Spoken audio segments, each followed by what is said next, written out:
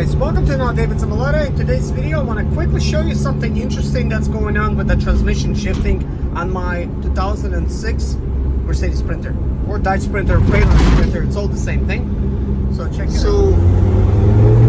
So basically here it is, it's driving. First of all, it shifted very hard into second.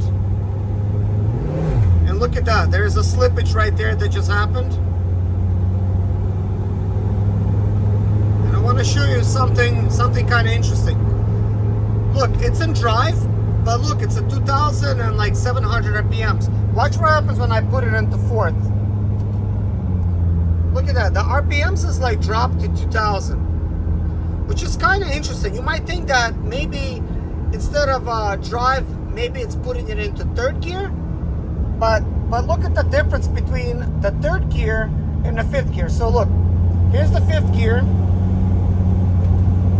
Here's fourth, it dropped below, but here's third. You see, it's much higher in third, and it also does a hard shift at third. Here's fourth.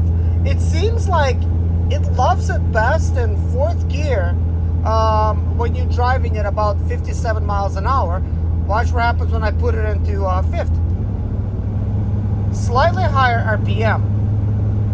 Now there's a couple things that we're gonna notice with this, and one of them is I'm driving, you know, like just little hills. This is like nothing spectacular. This is like just little hills, and even when going downhill, it appears to me that in fifth gear in drive, it's staying in slightly higher RPM. Like look, we're going downhill right now. Watch what happens when I put it into fourth. It's easier to drive in fourth. It doesn't seem like it's struggling as much, which leads me to believe that, at least in this situation, I don't know, test your van, see what happens when yours in driving, but it seems to me like because it drives at lesser RPMs, it's going to be a little bit more fuel efficient when driving up hills in fourth gear, at least in this situation.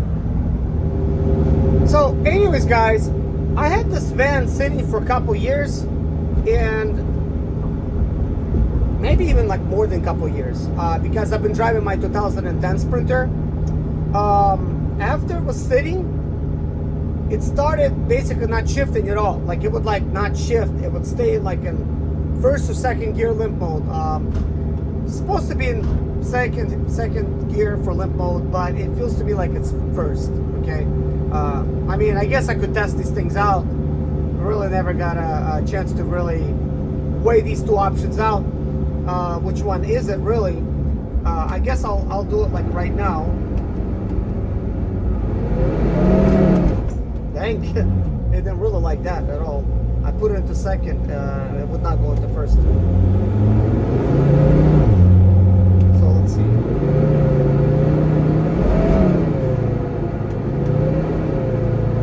Oh dang, I just put my Sprinter into limp mode.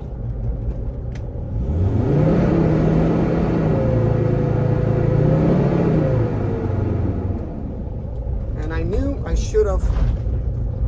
Wow. Speaking of these things, guys, kind of crazy. At least I got a place to park. This reminds me of the old days.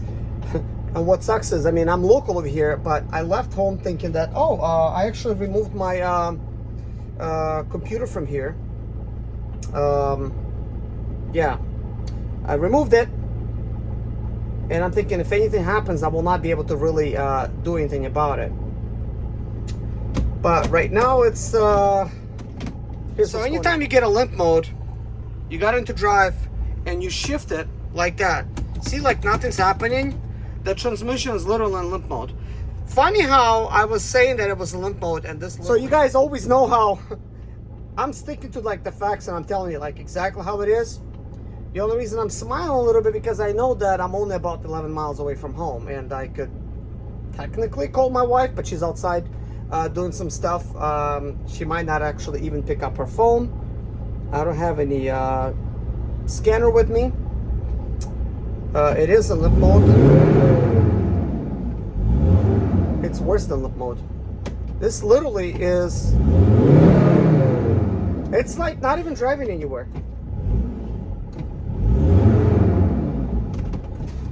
Okay, see what happens if I shut it off and park it.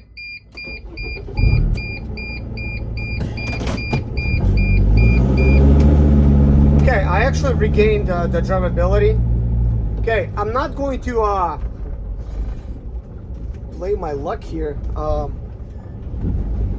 What I'm gonna do is I'm gonna have to drive home and pick up my scan tool, because this is I'm not liking this too much.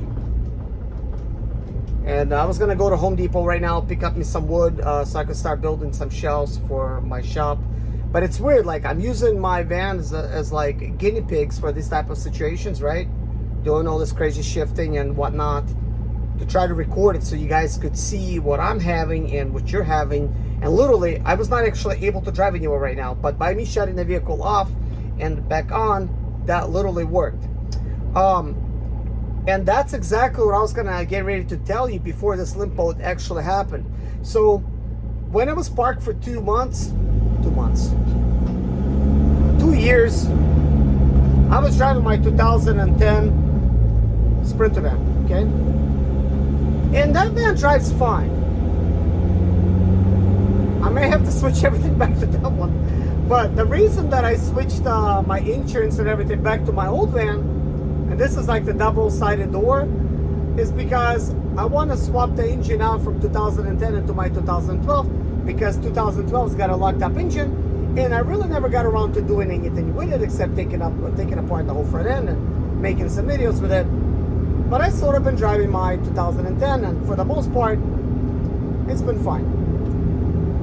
But I'm thinking, okay, these projects takes time. I need a Sprinter, so might as well switch everything back to this one. After all, this was my long haul type of Sprinter, and I used it every time. It was just fine. I did not experience any problems with it. Until now. As I told you guys in my previous videos, if you watched them, vehicles don't like to sit. It does not matter what it is, whether it's a diesel or it's gas, vehicles, motorcycles, anything. They don't like to sit. And anytime they sit, you could have all sorts of problems. And with this vehicle alone, I already recorded a bunch of vehicles. Last time it said my engine was like not even turning over. Like the engine got locked up, literally. And I'm like, well, I knew that when I parked this thing, the engine was fine. So naturally, when I needed to start driving it again, this is like about 5 years ago, I started starting it up, and the thing was like spinning. The electrical wires was smoking, like it was getting lots of juice, not enough power to churn this thing. And I'm like, why is this engine not churning? And then I took a socket, I think it's a 27mm socket, and with like a bar wrench or whatever, right?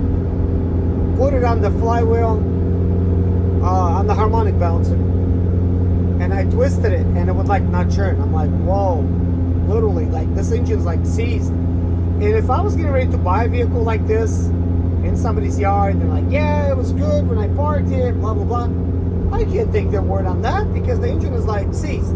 It's like God knows what really happened. You don't know, but I knew that I parked and it was fine. But what ended up happening is alternator was locked up, engine was locked up. The way I fixed it, and this is kind of like the little nuggets that you get from my videos because I talk way too much. I poured so much transmission fluid into the engine until it was full. Like I probably put like 27 quarts. Along with leftover oil, I dumped it all in there, mixed it all up, right? I let it sit a week. And after that, I went to churn it. It was actually churning. So it actually literally unseized itself. And then I tried to start it up, and it did start up after that. I removed the belt, and I tried to start it up with no belt because the alternator was still locked up. But as long as I could get it started, it really didn't matter whether I was getting charged or not from the alternator, because all I care about was just getting started. And then, of course, got it started, replaced the alternator, and it was fine. But anyways, let's get back to this story. So this time it said for 2 years. I started driving it, and it was driving, which felt like first gear, but it was probably second. As I was driving it would not shift. I took my check engine, scanner. I read the codes. It had a bunch of codes. I've taken pictures of those codes, and there was a bunch of transmission codes. Like, I'm talking about every transmission code you can think of. I had solenoids codes, anything. I deleted all the codes, and they kept coming back. I deleted them. They kept coming back. I deleted them. They kept coming back. And you might think, well, that's it. But no, guess what? I'm driving it. I didn't do nothing to this transmission besides that, okay? That's because I like to experiment. Really, realistically, what should be done right now is a huge transmission service, which I'm not going to get into that right now. But I will continue to tell you how I got it to drive like this, okay? So anyways, I then shut the vehicle off and on and delete the codes. And I did this process about 3 times until I felt like giving up. And I'm like, man, I just keep making loops around my neighborhood. It would not shift at all. So I tried to delete the codes again. They came back, and then I shut the engine off. And I'm like, one more time. I started it back up, and I started driving. And it's shifting. And I'm like, wow, great. So then what I started doing is sort of like transmission adaptations. I started driving, and I started shifting. It's technically not adaptation when you're driving it, but I started shifting through the gears. 1, 2, 3, 4, 5, back and forth, reverse, neutral, all of these things to get solenoids to work. What I think has happened is because I was sitting for such a long time, okay, all of the transmission fluid has drained to the bottom. It basically was all in the oil pan. And the solenoids was dry. Like, they're just dry. And because they're dry, they cannot do their job properly, so they need to be properly lubricated. So when I did all those driving around and stuff, I sort of forced them to work, you know? Really what it needed at that point, I mean, it needs a whole transmission service at that point. Like, oil replaced, valve body to be, taken down, speed sensors needs to be cleaned up if they're dirty, and then take every single solenoid, remove them, and put them in a bucket with some brand new transmission fluid and just let them sit for like a week. I think that would sort of like get things moving along, you know?